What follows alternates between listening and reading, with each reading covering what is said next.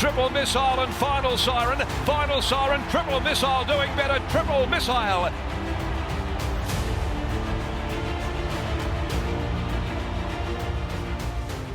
The Kia Quokka field is almost complete, and one of the final runners selected is Triple Missile, who will again run in the slot of Rapid Equine Racing for the second year in a row.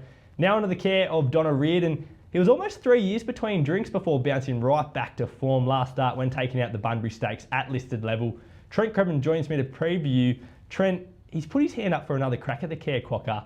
Do you think the new stable can get him to improve on his 8th place finish in the race from last year? He's had quite the career, hasn't he, Ethan? A 7-year-old gelding, spanning 4 trainers. He spent the majority of his time with Lindsay Smith across both Perth and Melbourne.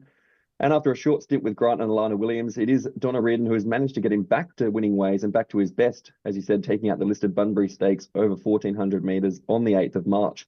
He actually ran a new career peak rating last start at Racing and Sports in that Bunbury Stakes, coming in at 113, which edged his previous best of 112, a rating he'd run twice in Victoria over 1,200 metres. And he wasn't far off that mark in last year's Quokka. He worked home okay, beaten 3.2 lengths into 8th with a rating of 109, but it's certainly an interesting setup for him this year, Ethan. Yeah, it is, Trent. He comes into this year's Kia Quokka effectively first up of a 7-week break as he drops back to the 1,200 metres. The new stable tested him over a mile for the first time over that Pinnacles period, running in the Railway Stakes, and he was okay there, but we're inclined to think his best ratings probably come over 1,200 to 1,400 metres as we look at this graphic. It certainly is an interesting setup to come here without a tune-up run off that break, although some solace could be taken in the fact that one of his best ever career runs came first up off a much longer break.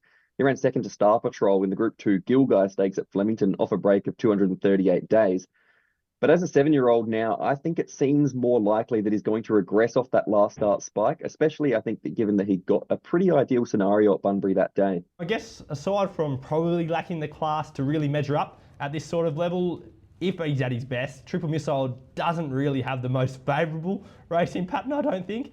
And in fact, if you take out his 3rd ever race start as a 2-year-old, he's never settled in the first half of the field, which is going to take some reeling in if some of these sharp sprinters like Overpass are involved. That's right, Ethan. Since coming back to Perth in the summer of 2023, he's had 11 starts and settled in front of just 30 runners. It's around 20% of the field. So that was the case again in last year's Kia Quokka. He got a long way back, ran okay and picked off a few late, but it was a 60-1 chance there. And it feels like a very different scenario that he got to last start at Bunbury, where it was a small field, 1,400 metres and a good tempo against limited opposition. My gut feel is that he's going to regress off that form. Would you tend to agree with that, Ethan? Well, a rating of 113, it would have theoretically slotted him in at around 5th in last year's edition. If the stable can get him to reproduce that figure or even better it, I think it's something Connection should be pretty proud of.